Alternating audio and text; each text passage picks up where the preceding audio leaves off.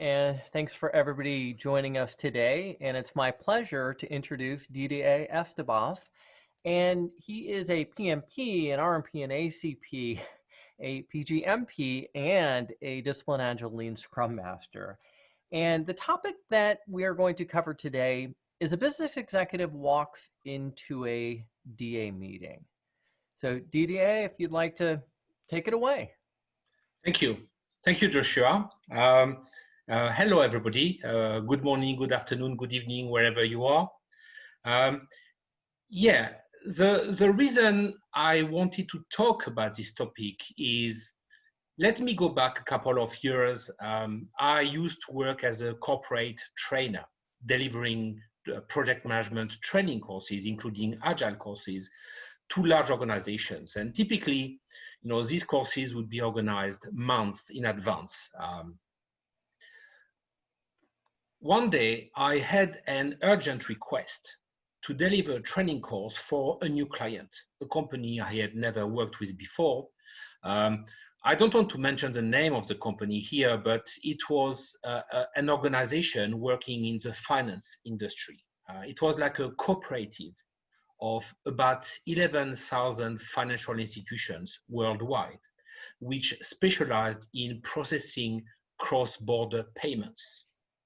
They told me that today they process about 75% of all cross-border payments worldwide. And the reason I was asked in a rush to deliver a training course on Agile and project management for this company, when I got to the training class on the first morning, I had about 30 people in my class, 30 very concerned people.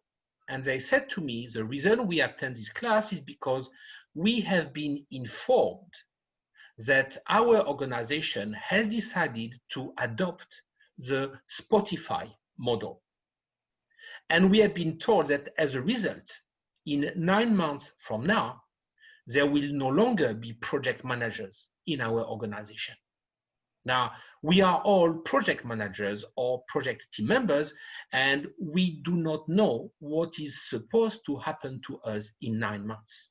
So we want to know about Agile, we want to understand more about Spotify. And I thought to myself, as much as I like Agile very much, even if I come from a traditional project management background, but I thought to myself, this is definitely the wrong way to implement Agile in an organization. Yes. It's terrible. People, you could see, in people's body language that they were scared, they felt threatened in their job. And I do not believe that, perhaps in a few exceptions, but in general, I do not believe that there is a one-size-fits-all solution in terms of Agile for organizations, especially large organizations. Right. So when I discovered that Discipline Agile had been merging with PMI, I thought that was a great move. And I read the book. I bought actually the Choose Your Wow book. I don't know if you can see it over here. And I was impressed. I really liked the content because my clients are often, executive type clients. They have decision power. They stand at the top of the organization. And often these people are quite reluctant to change for them, or becoming agile is not necessarily something natural. Sometimes I have come across some people who are just hostile because they see agile as a new fad. But at the same time, these people recognize usually that the world is changing, and that if they do not adapt, they may not be in business much longer. Yeah, and they need to adapt and make a really good choice on what they're adapting to. Yeah, and they need to adapt, and adapting means changing. Changing is not always easy. Some people don't like to change. Change means you are being taken out of your comfort zone. It requires extra effort. And as much as I do not dispute for a second that it is necessary, but it is not always easy. Right. So how do you balance the two? How do you convince people that they need to be able to react to change better for their own good? Right. And I thought, when I came across the discipline Agile, I thought I like the approach very much. I thought it's something I can explain to these people without scaring them off. Mm-hmm. And in particular, one of the things that I like most, I know we have discussed that before, is would you mind to share with us this picture, please? Of course. One of the things that you find in the Discipline Agile materials is this, okay, which is the Discipline Agile body of knowledge is called Choose Your Way of Working. And I think this is key to a successful Agile transformation, where you cannot, it's unrealistic to expect everybody to be Agile in the same way in an organization, if only because it's different types of activities. In software development, Scrum, works quite well. Lean sometimes works quite well. But what about marketing? What about training? What about legal? Can you do Agile? Can you be Agile in a legal team? And I can't think of any reason why not. There are many examples of legal teams or training companies which have managed to become Agile.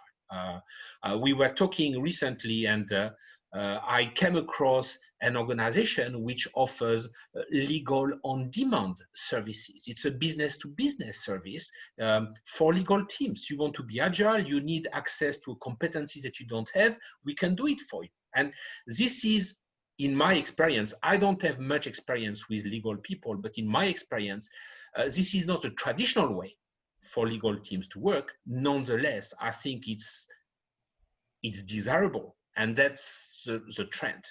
Right. And, one of the things that we also find, and we're seeing more of this as there's just a greater awareness of Discipline Agile, is there's so many times where these organizations have made a choice, they're reluctant to change. And so they have sort of their first wave of trying to adopt an Agile way of working. And for lots of reasons, it's not a good fit. It doesn't work very well. They didn't understand what they were really getting into. And then some time passes, and then we'll be going for a second wave. Fair enough. Fair enough. There was an interesting article recently, which I read online, which says if you are doing today the same thing you were doing a year ago, you are not Agile.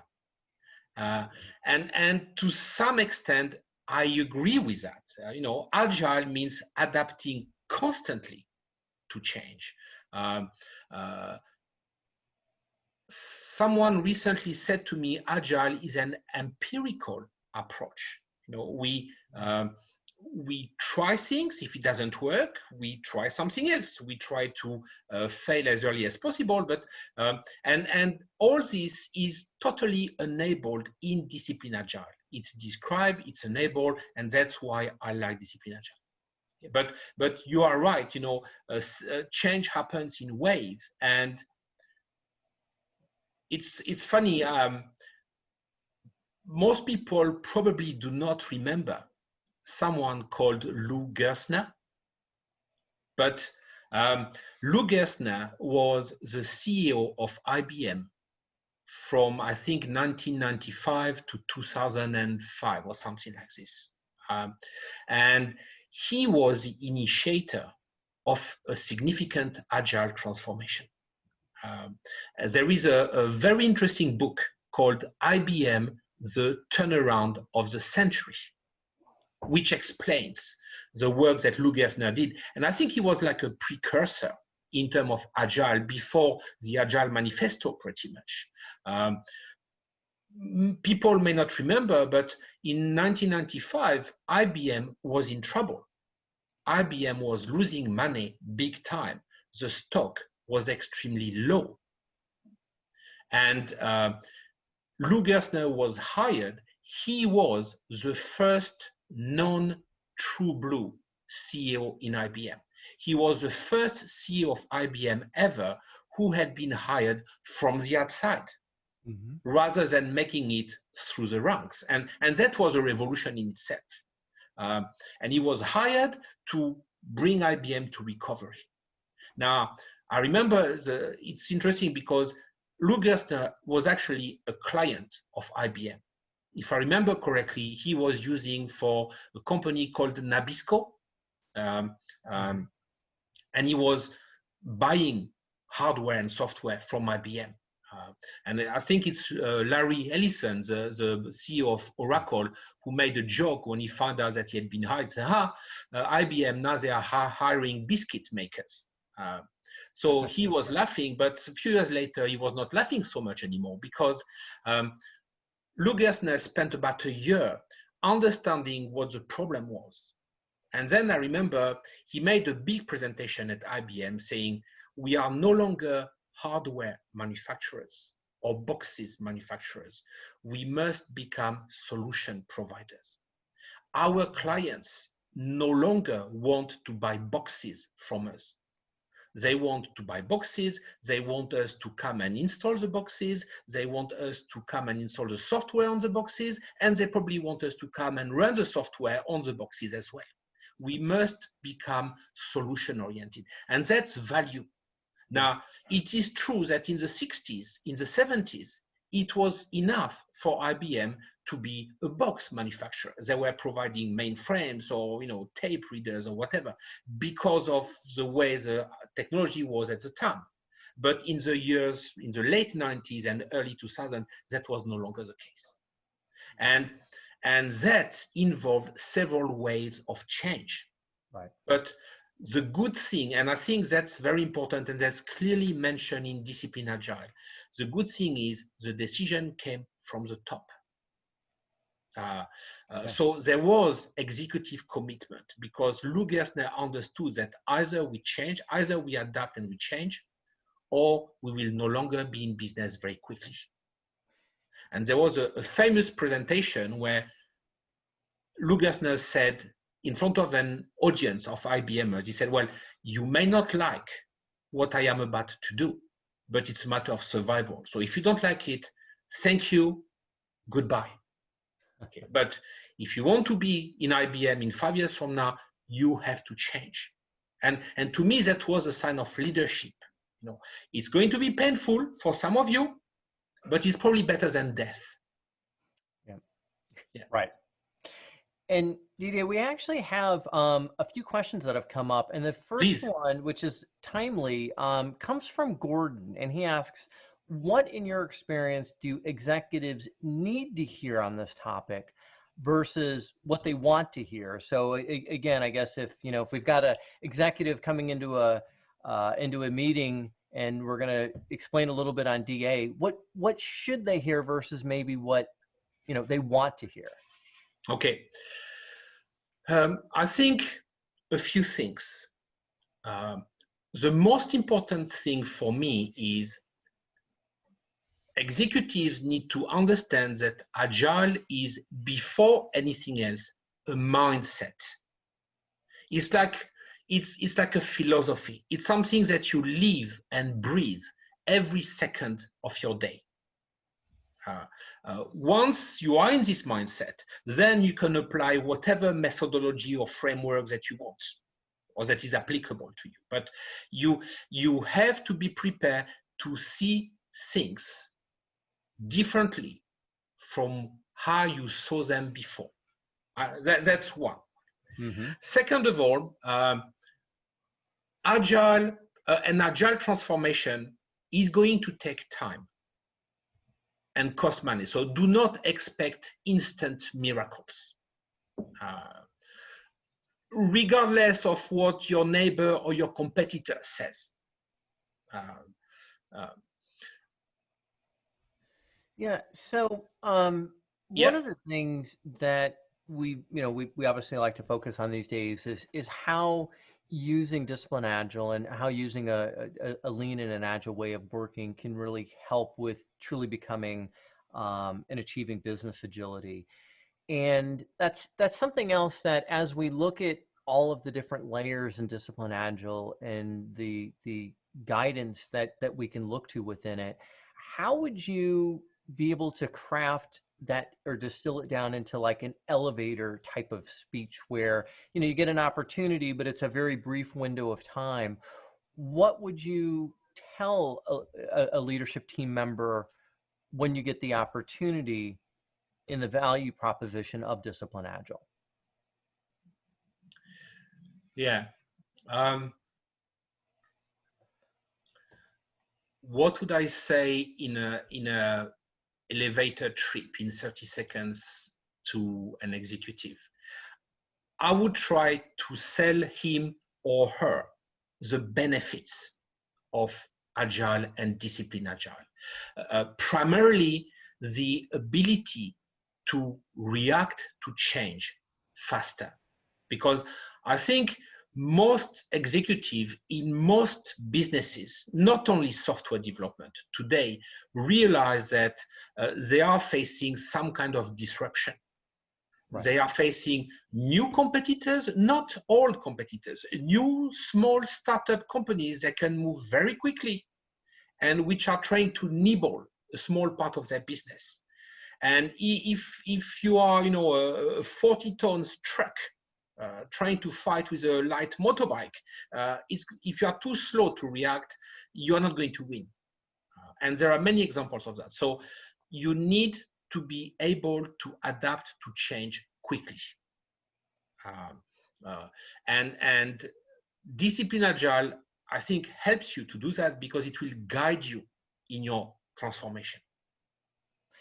Yeah, I had an opportunity actually just earlier this week on Monday to talk with some leadership team members at a organization that has expressed interest in DA, and part of what they were asking me was, they're interested in having something that's going to provide them not just a focus on software development, that they've got non-software development work that they want to also bring into the fold of taking an agile way of working.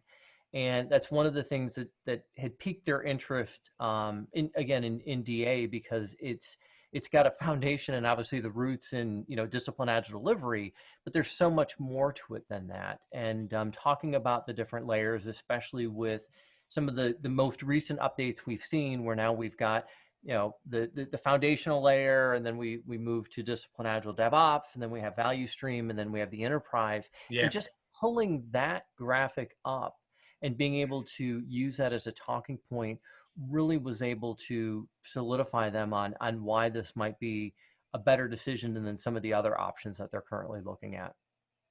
Absolutely. I totally agree with you, Joshua. Something that seduced me with Discipline Agile was the 4 layers, and in particular, the top one, the Discipline Agile Enterprise. So much so, actually, that I bought the book. I don't know if you can see it over here. Your camera, I know we had some challenges earlier. Actually, we can't see you. Your screen has been black. I've got the intro slide back up. So yeah, we're not able to see you right now. Okay, sorry. Sorry about that. But yeah, there is a book called An Executive's Guide to Discipline Agile, which has been published by Scott Ambler and Mark Lyons. And I think it talks about that level, Discipline Agile Enterprise. The good thing about Discipline Agile compared to other approaches is that it is not targeted specifically at software development. It's any activity pretty much in any business at any level. So as a CEO, if you want to make your organization more agile, I think that DA can help you. It will guide you. It will not tell you what to do, but it will guide you, help point the direction in which you should head. Yeah, and even though we can't see the book you were holding up, that book has a wealth of knowledge for executives, and there is a chapter in the book that actually goes into some of the strategies for transformations. And one of the things that is on the picture and on the roadmap is to provide some level of training for leadership as well as some coaching. Obviously, that's going to be very different than what we would be doing for delivery teams or some of the other areas of the organization that are adopting an agile way of working. But that's such an enabler of truly being able to make good progress in going through a large organizational transformation to a new way of working, which is not only getting leadership's buy-in, but being able to have them really understand what it's going to take, what they're going to get out of it. Like you said, how long it might take, and they need to raise their awareness of what all this means. Yeah, absolutely, Joshua. Absolutely. We have another question from Barbie. She says, how do you educate an executive that does not have the vision of Lou from IBM? And she notes she is an ex-IBMer as well. um,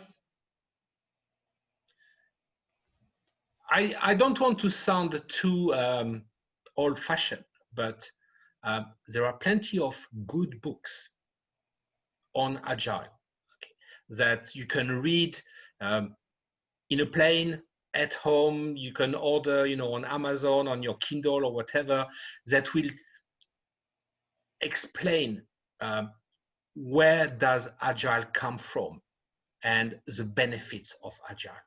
Um, um, I can recommend a couple if people want. But let people realize by themselves. Send them papers, send them a book as a gift. Encourage them to read it. There are a couple of small exercises that you can do to show people to show people in practice what Agile is and the benefits of it. One exercise that I do regularly in my classes, because it's eye-opening to me, is it's a very simple exercise where you ask people to, first of all, write the numbers from 1 to 26, and they time their performance. Then I ask them to write the letters from A to Z and time their performance in the second column on a flip chart or on a piece of paper. And then similar exercise on the third column. And then I say, okay, now you're going to do the same, but instead of going 1, 2, 3, A, B, C, etc., etc., etc., I want you to go from column to column. 1A square, 2B triangle, etc., until you reach 26Z. So do the same task in parallel, in a multitasking mode instead of monotasking mode, and time yourself. And in 80% of the cases, and that takes literally 5 minutes. And in 80% of the cases, people take twice as long to achieve the same result in multitasking mode as they do in monotasking mode. Now, explain to your executives that everything they do encourages their workers to work in the most inefficient way, multitasking mode. They have emails, they have mobile phones, they have laptops, so they can do anything, anytime. They start everything, finish nothing. Encourage your people to do more monotasking, and you will be twice as efficient. It will not cost you a single dollar, and quality will increase. That's a 5 minutes exercise on a one-to-one. You can do that with an executive, and he will realize the value of simple things like that. You don't necessarily need to send scores of people through long trainings. Of course, this is useful, okay, but small things can make a big difference. Right. Yeah, and that's one of the other things that I did want to make sure that we mentioned is for leadership team members that have already embarked on adopting some form of an agile way of working, right? One of the other types of frameworks that are available in the industry.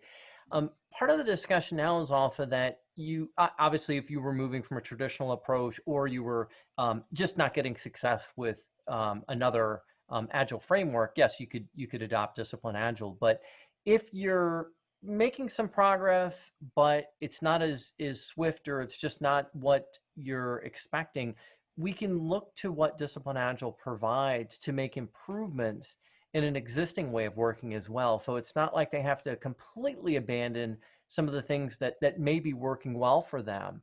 We can identify candidate improvements, and because of so much information that's available within within the toolkit, it's something that is also a good message for leadership team members to hear, in my experience. Absolutely, and another thing I like in Discipline Agile is the guided continuous improvement approach, where you can improve, but using guided continuous improvement, you can improve even faster and more continuously. Absolutely. Yep. And we have just enough time for one more question. We have a question from Steve. He says, have we seen a way to establish a value proposition with an early delivery undeniable value for doubting executives?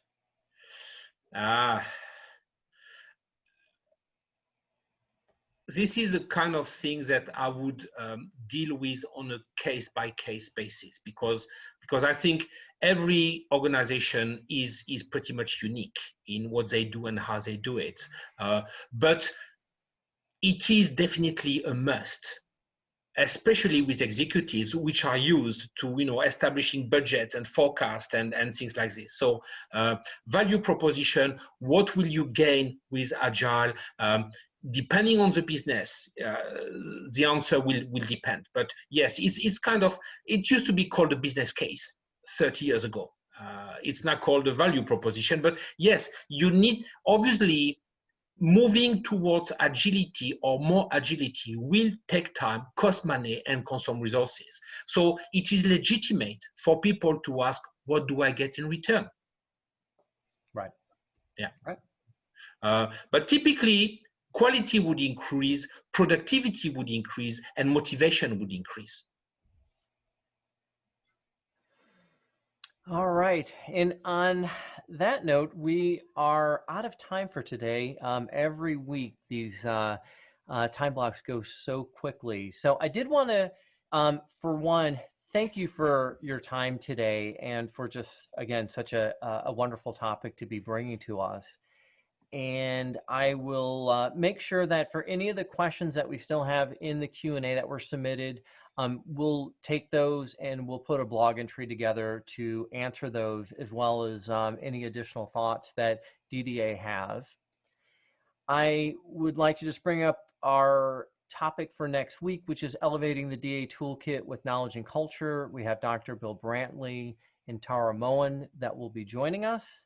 And then after that, we will have our opportunity to bring everyone back in. DDA, we'll have Bill and Tara, as well as Gareth from last week, to do our Ask Me Anything DA. And now you're back on camera again, so if you would like to just have a quick closing. Okay. Yeah, sorry, I had a problem, but yes, I'm back. I just wanted to thank you for giving me this opportunity to share my ideas. And if anybody has got questions, feel free to contact me through you, Joshua, or through LinkedIn. I will be quite happy to answer any question anybody might have. Fantastic. And I'll put this up. We do have lots of opportunities for training, and I think you had actually gone through some of Glenn's training, so he's got a number of dates booked. Yeah. And once again, thank you all for joining us today, and good luck with achieving business agility with Discipline Agile. Absolutely. Thank you, Joshua. Thanks. Bye, everyone. Goodbye.